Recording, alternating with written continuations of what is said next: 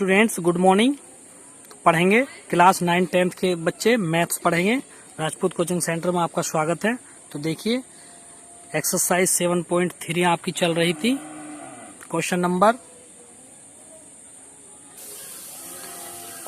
2 है आपका, पहला करा दिया था कल। निम्नलिखित में प्रत्येक में के का मान ज्ञात कीजिए ताकि तीनों बिंदु सररेखी हों। सबसे पहले तो सररेखी होने के लिए, बिंदुओं के सररेखी होने के लिए त्रिभुज का क्षेत्रफल जो होता है वो 0 होता है। ठीक है, तो 3 बिंदु दे रखे हैं, तीनों का क्षेत्रफल निकाल देंगे। तो देखिए पहला क्वेश्चन करेंगे।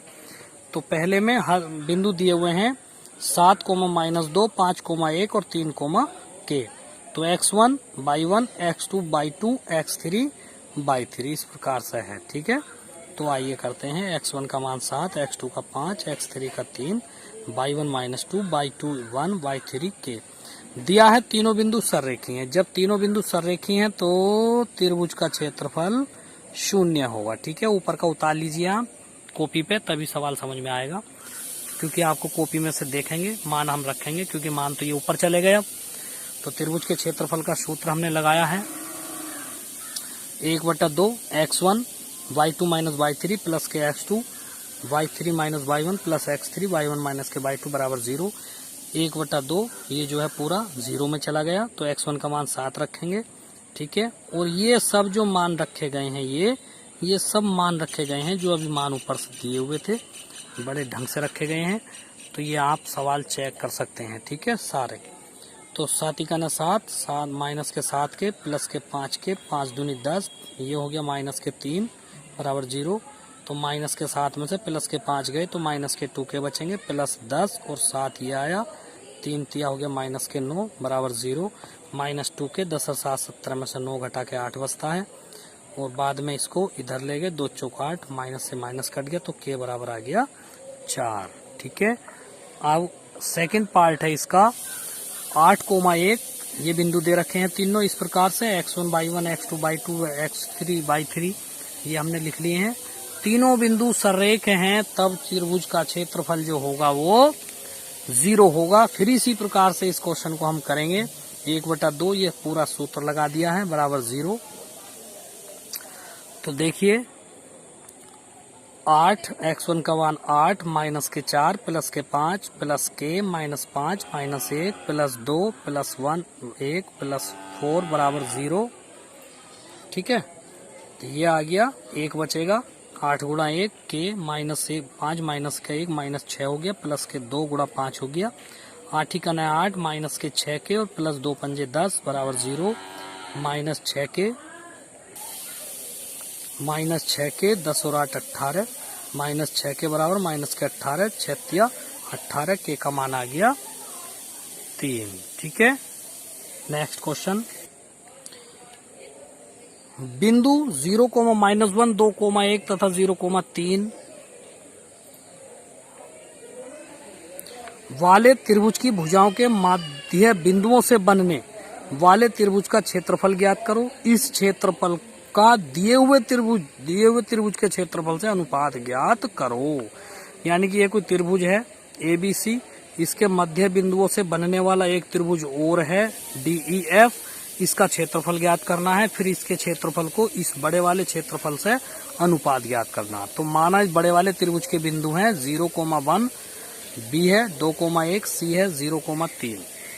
तो देखिए इस प्रकार से चित्र अनुसार पहले हमें D के बिंदु निकालने पड़ेंगे, ये मध्य है, इन दोनों का मध्य है। फिर E के निकालने पड़ेंगे, ये इन दोनों का मध्य है। फिर AC के निकालने पड़ेंगे, F के, ये AC का मध्य बिंदु है। तो मध्य बिंदु के निर्देशांक का सूत्र लगा के आप ये निकाल सकते हैं। चित्र अनुसार D के निर्देशांक देखिए x1 + x2/2 y1 + y2/2। तो x1 का मान 2, x2 का मान भी x1 का मान 0, x2 का मान 2/2, ऐसे ये है -1 + 1 ये आ गया है, ये आ गया 2/2 आ जाएगा, और ये आ गया 0/2। तो D के जो निर्देशांक आए मध्य बिंदु के 1,0 आ गए। इसी प्रकार से E के निर्देशांक, और E क्या है, B तथा C का मध्य बिंदु है। E जो है B और C का मध्य बिंदु है। तो ये मध्य बिंदु के निर्देशांक का सूत्र लगाया, ये वहां से मान उठाए हैं। आप अपनी कॉपी में देखिए, जब B और C के बीच में आप देखेंगे दोबारा से कॉपी में उतारा होगा तो देखिए आप क्वेश्चन। बी और सी के बीच के बिंदु देखो, ई का बिंदु निकालना हमें, तो x1 की जगह पे 2 है और x2 की जगह पे 0 है। उसी प्रकार y1 की जगह पे 1 है और y2 की जगह पे 3 है, बटे 2 2 कर दिया, तो 2/2 और 4/2 ये हो गया। दो इससे ये काट दिया एक बार, इससे काट दिया 2 बार, तो 1,2 हो गए इसके बिंदु। ठीक है, अब f के निर्देशांक निकाल लेंगे इसी प्रकार। f के निर्देशांक फिर वही वाला सूत्र लगा दिया हमने और मान उठा लिए इस प्रकार से। ठीक है, ये 0,1 आ गया। अतः अब त्रिभुज ABC के शीर्ष जो है ऊपर से ये आए, ये वाले, ये तो है त्रिभुज ABC के शीर्ष। तो त्रिभुज ABC का क्षेत्रफल क्या होगा, 1/2 x1 by2 minus y3 plus x2 by3 minus y1 plus x3 y1 minus y2। ये मान रखे हैं सूत्र के अनुसार, सूत्र नहीं लगाया, डायरेक्ट मान उठा के रख लिए हैं। तो 1/2 ये तो पूरा 0 ही हो गया और ये पूरा 0 हो गया, बस ये बचेगा 4 है, ये 3 और 1 4 दूनी 8, 4 दूनी 8 हो गया, 2 चौक 8, तो 4 मात्रक आ गया। ठीक है, हमने जो DEF के जो शीर्ष निकाले थे वो ये आए, टोटल DEF के शीर्ष ये वाले आ गए। तब DEF का क्षेत्रफल निकाल लो उसी प्रकार से, सूत्र नहीं लगाया, मान रखे हैं डायरेक्ट ये वाले। तो 1/2 1 + 1 बराबर 1/2, 1 और 1 2 हो गए, 2 से 2 कट गया, 1 वर्ग मात्रक। अब इनका अनुपात ज्ञात करना, एक आंसर तो यही आ गया। वो कह रहा था ना मध्य बिंदुओं से बनने वाले त्रिभुज का क्षेत्रफल ज्ञात करो, तो एक आंसर तो यही आ गया। अब क्षेत्रफलों का अनुपात, तो त्रिभुज DEF का क्षेत्रफल बटे त्रिभुज ABC का क्षेत्रफल बराबर, DEF का क्षेत्रफल है 1 और ABC का क्षेत्रफल आया 4, तब अनुपात हो गया 1:4। ठीक है, नेक्स्ट देखेंगे। देखिए ये क्वेश्चन तभी समझ में आएंगे आपकी जब आप कॉपी पर हाथों हाथ उतारेंगे, क्योंकि जब ये पेपर ऊपर को चलता है इस प्रकार से तो ऊपर का तो चला गया। ठीक है, ऐसे, तो इसलिए आप इसको कॉपी पर हाथों हाथ उतारे। तो देखिए उस चतुर्भुज का क्षेत्रफल ज्ञात कीजिए जिसके शीर्ष क्रम से ये हैं। तो माना A को मान लिया ये, और B जो है ये हो गया, C ये हो गया और D ये वाला हो गया।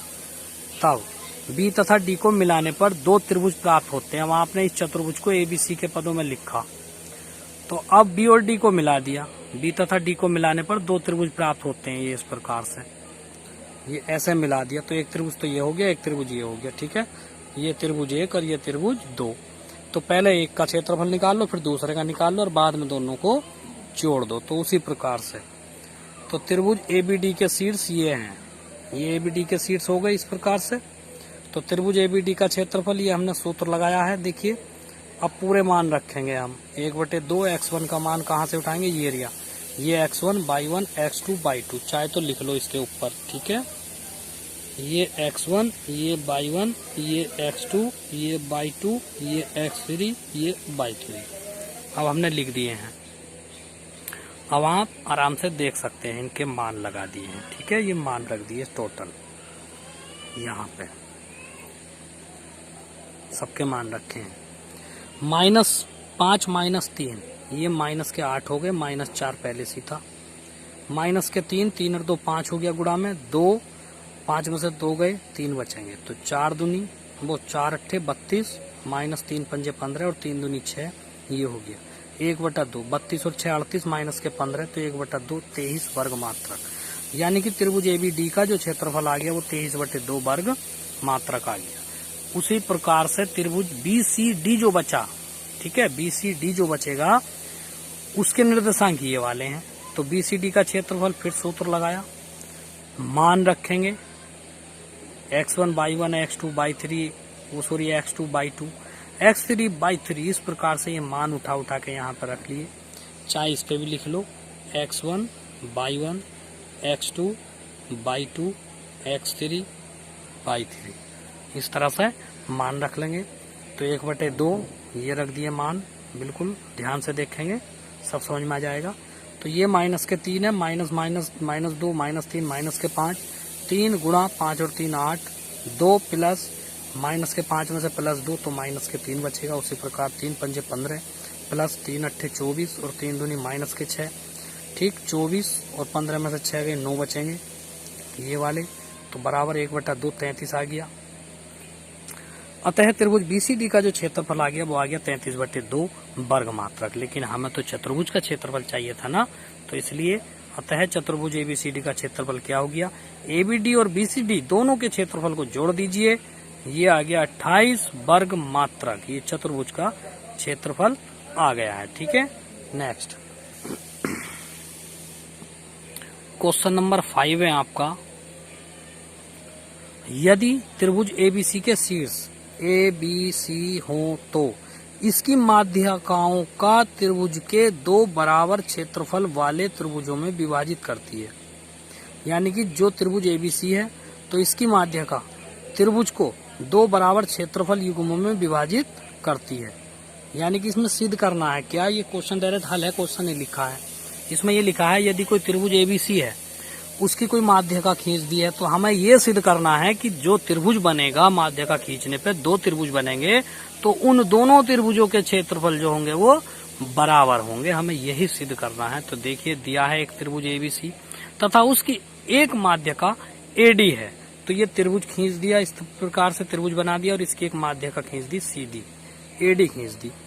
तो देखिए ई बी और सी का जो मध्य बिंदु होगा वो डी होगा। तो सबसे पहले आप डी के निर्देशांक निकालें, 4,0 ये निकाल के आए हैं यहाँ से, x1 + x2/2 और y1 + y2/2, तो 3 और 5, देखिए 3 + के 5 ये वाला हो गया।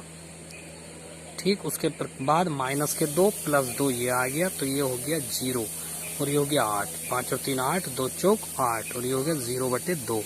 ठीक है, तो ये हो गया 4,0 डी के निर्देशांक हो गए। अब 2 त्रिभुज बने इसी प्रकार से, एक त्रिभुज ये वाला बना और एक त्रिभुज ये वाला बना। तो पहले इस वाले त्रिभुज के निर्देशांक निकालेंगे आप, ए बी डी निर्देशांक रखेंगे और फिर इसका क्षेत्रफल निकाल लेंगे। ठीक है, तो देखिए त्रिभुज ए बी डी के शीर्ष देख लो पहले, तो ये आ गए। अब इसका क्षेत्रफल निकाल लो। तो त्रिभुज ए बी डी का क्षेत्रफल 1/2, ये सूत्र लगाया पूरा, 1/2 ये मान रखे आराम से सूत्र में, 1/2 4 गुणा -2 3 गुणा 6 और 4 गुणा -4, तो 4 दूनी 8 माइनस के और 3 गुणा 6 हो गया, 3 6 18 और 4 चौक 16 माइनस के, तो 1/2 -8 और ये -16 -24 हो गए प्लस के 18 हो गया, ये बराबर 1/2 और ये बचेंगे 24 में से 18 गए तो -6 और 2 3 6 और ये आ गया। देखिए -3 आवेगा, -3 आवेगा, तो क्षेत्रफल माइनस में होता ही नहीं है तो माइनस चिन्ह हटा दिया है। तो अतः एबीडी का क्षेत्रफल हो गया 3 वर्ग मात्रक, ये आ गया। ध्यान रखेंगे 3 वर्ग मात्रक आया है, 3 वर्ग मात्रक। ठीक है, इसी प्रकार से त्रिभुज बीसीडी के शीर्ष ये हैं, त्रिभुज बीसीडी के शीर्ष 4,-6 5,2 और 4,0, तब क्षेत्रफल 1/2, ये पूरा सूत्र लगाया है त्रिभुज के क्षेत्रफल का, 1/2 ये मान रखे हैं इसमें, 1/2 अब ये हल करेंगे तो 4 गुणा 2 प्लस के 5 गुणा 6, 0 ऐसी रह गया, 5 गुणा 6 और 4 गुणा -6 -2 माइनस के 8, तो 4 दूनी 8 5 6 30 और 4 8 32 ये हो गए। तो 30 और 8 होते हैं 38 माइनस 32, तो 1/2 38 में से 32 गए 6 और 2 3 6, ये भी 3 मात्रक आ गया। ध्यान देंगे पहले भी 3 आया था, अब भी 3 आया था। अतः त्रिभुज एबीडी का क्षेत्रफल बराबर त्रिभुज एसीडी का क्षेत्रफल, यानी कि दोनों क्षेत्रफल बराबर आ गए, प्रूव्ड। ठीक है, आज के लिए इतना ही काफी है, काफी काम है ये। ठीक है, मैंने बहुत जल्दी से आपको समझाया है, काफी काम है, इसको आप कर लेना। एक्सरसाइज आपकी समाप्त हो चुकी है, कल जरूर पढ़ेंगे। कल एक्सरसाइज शायद ये इकाई पूरी हो चुकी है निर्देशांक ज्यामिति, कल हम इकाई 9 स्टार्ट कराएंगे, क्योंकि 8वीं इकाई त्रिकोणमिति की है, वो आपको हम करा चुके हैं पहले ही, अप्रैल मई में आपको करा दिया था हमने। तो अब हम जो है 9वीं इकाई पर पहुंचेंगे। ठीक है, तो सभी बच्चे जो है जुड़े रहें राजपूत कोचिंग सेंटर के साथ। तो सभी बच्चे ध्यान देंगे, बड़े अच्छे से पढ़ेंगे। चैनल को सब्सक्राइब जरूर करें। Thank you.